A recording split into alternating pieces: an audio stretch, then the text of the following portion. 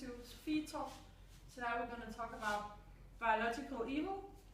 And this is our head points for tonight. And we have two experts we're going to call, and they will tell you something more about evil. Yes. Evil can be interpreted in many different ways. It can be committing some evil crime, or it can just, if you do mean things to other people. Yes, we can also look at it in the religion kind of way, where we have Satan, who is really evil. Yes.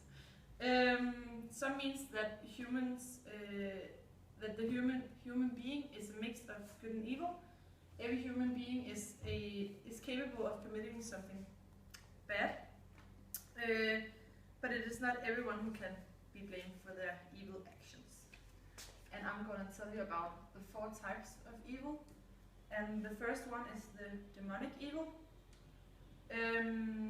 That's when you really just do something evil because it is evil. Yeah, it's because you do it because it's evil. Yes, and then we have the instrumental evil. And that is when we do evil actions to achieve something. Yes, and we have the idealistic evil. And that's when we do it because of an ideology. And last we have the stupid evil, where we do it not on purpose. It's an accident. Yes. And then we have our gene expert Anja Panduro, which we have over Skype because she couldn't be here tonight. So now we're going to call her and she will tell you something about genes and evil.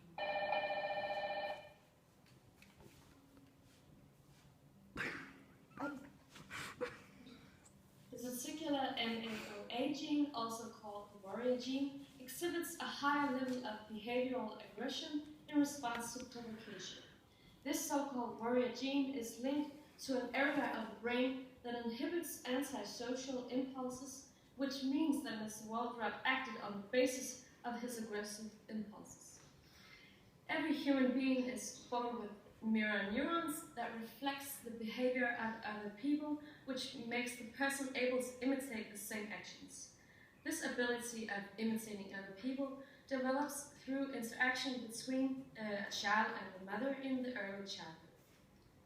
But if there is a lack of this connection between the child and the mother, these mirror neurons will be lost. This is also why Mr. Waldrop did what he did, because he had lost the ability to emotionally understand other people. Therefore, there's 2 sides of what he did.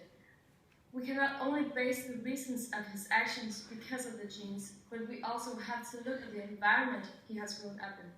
A mix of the genes and the environment the child grows up in can result in the person becoming emotionally and socially weak. In Mr. Waldrop's case, he has been abused in his childhood, the environment he has grown up in, and he has the so-called warrior gene, a dangerous cocktail which has led to a psychopathic disorder.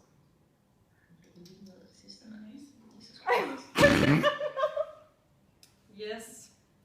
So here we talk about the big case about Mr. Waldrop, who attempted to kill his wife and his wife's friend.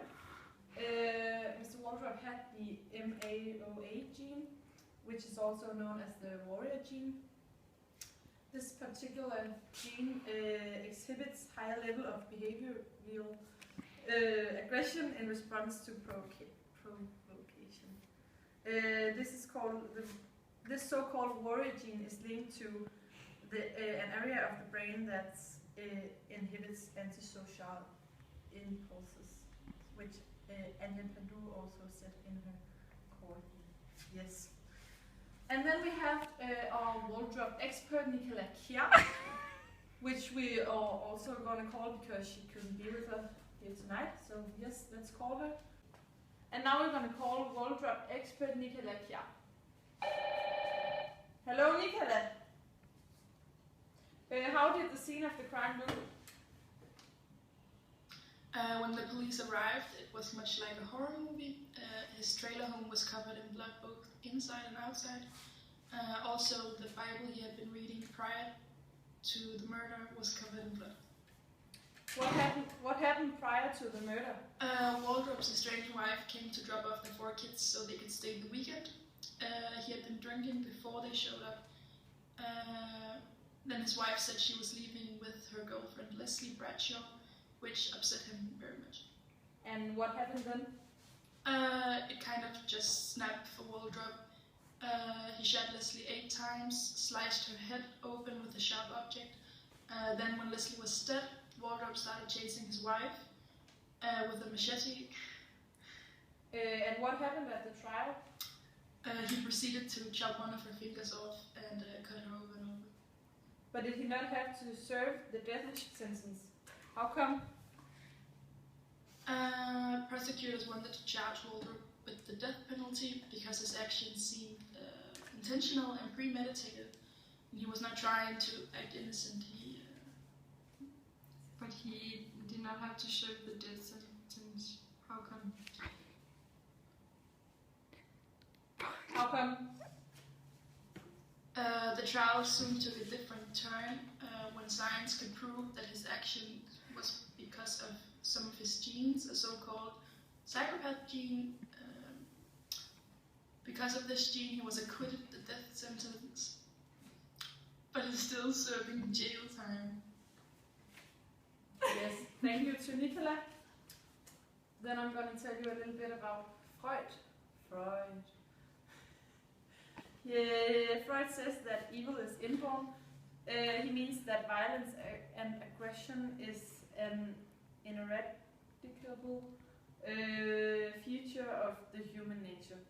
Freud represents the general view that aggression is a part of the human genes that is innate and that is evil, and that this legal legacy is a burden that the humans will have forever. Thank you for tonight.